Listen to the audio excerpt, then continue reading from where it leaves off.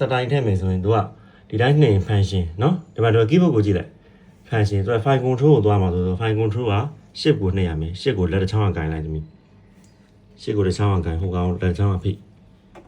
အဲ့ဒါမုံဒီဟာကိုဖိထားတဲ့အချိန်မှာဟိုကဖိရမှာတွေ့ဒါကိုဖိထားတဲ့အချိန်မှာဟိုကောင်သွားဖိတာတော့ဒါဆိုတော့က load style နဲ့ရောက်သွားရင်အမှတော့လှည့်မယ်အမှ function တွေအများကြီးရှိတယ် number 1 save user เนาะအဲ့ဒါမဟုတ်ဘူးကြော်သွားမယ်ဆရာတို့က load style ကိုသွားမယ် load style မှာအခု dg1 ဆိုပြီးရှိတယ်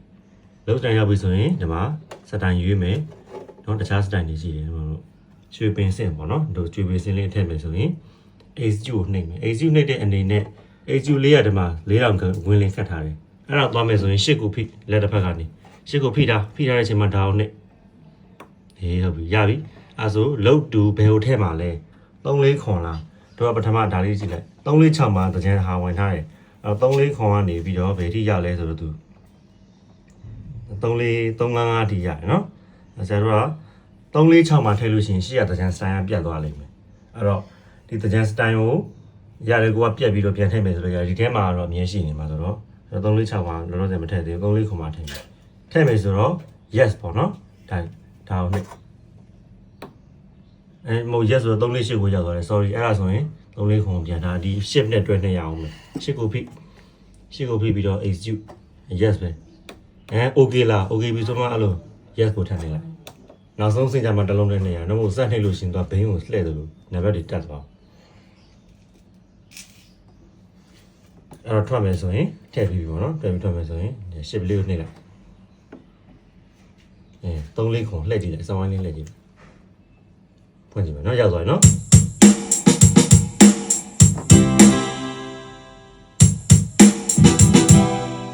sense story ဝင်နေ sorry function နဲ့သွားမယ်ဆိုရင် sorry file control နဲ့သွားမယ်ဆိုတော့ကြည့်ပါအောင် shift ကိုဖိ file control function နဲ့ဖိထားခြင်းဟုတ်ပြီအမှဒါက category ပေါ့နော်လှည့်ကြည့်လိုက်သမီးလှည့်ကြည့်လိုက်ပြမယ်ရှိတယ်ပြမယ်လှည့်တခြား function တွေရှိမယ်နော်အမှ function အားလုံး format တော့မနေနဲ့နော် format ကိုသမီးက okay သွားပြလိုက်လို့ရှိရင် state ရဲ့ file နဲ့ပြတ်သွားလိမ့်မယ်နော် format ကိုတော့မနေရဘူးကျန်တဲ့ဟာတွေကတော့အဓိကသမီးတော့မှဒီ load sample လည်းသုံးလို့ရတယ် load sample မှာပုံစံလေးတွေထည့်ထားတာရှိနော် load sample လည်းအဲ့လိုပဲ load sample ရောက်ရင် A လား B လားပေါ့အခု C ဆို C ပေါ့အဲ့မှာဘာထည့်မှာလဲဟိုထည့်မဲ့ဟာလေးမှာရေခင်းဆိုရေခင်းပေါ့သမီးရေwallet ပေါ့ဒါပါတော့ wallet ရွေးပြီးထည့်မယ်ဆိုရင်ရှေ့တရားဖိလိုက်ပြီးတော့ဒါအောင်နေဒီဟာဖိထားတဲ့အချိန်မှာဒါအောင်နေနောက်တစ်ချက်ထပ်နေသူကတော့နောက်တစ်ချက်ဝင်သွားတခါလေးရွေးပြီးသားစတန်ကြတော့အဲ့လိုမဟုတ်ရှေ့ကိုဖိပြီးနောက်တစ်ချက်ထပ်နေရအောင်မယ်နော်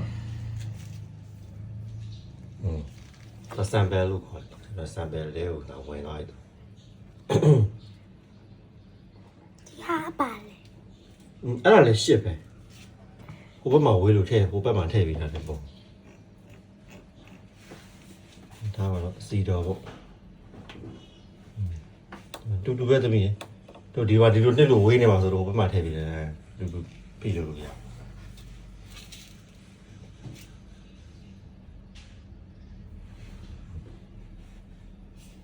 ပြန်ထွက်မယ်ဆိုရင်ဒီကြားနေပြီးထွက်လို့ရတယ်တော့စတိုက်ဖွင့်မယ်ဆိုဒါလေးပြီးတော့အဲ့လိုမမတို့ဒီတိုင်းပြီးဆိုရက်သွား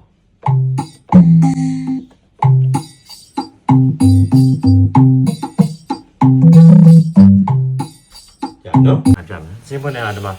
စောင်းအောင်နှိပ်လိုက်စောင်းအောင်နှိပ်ပြီးထုံးစံတိုင်းပေါ့sorry တို့ဒီအောက်ကကိုလှည့်လိုက်ပေါ့နော်ဘယ်ဘက်ကိုလှည့်လိုက်တယ်နဲ့ဒီမှာသချင်းနေဟောလာပြီဒီမီတာစင်းဖွင့်တာဒီကလို့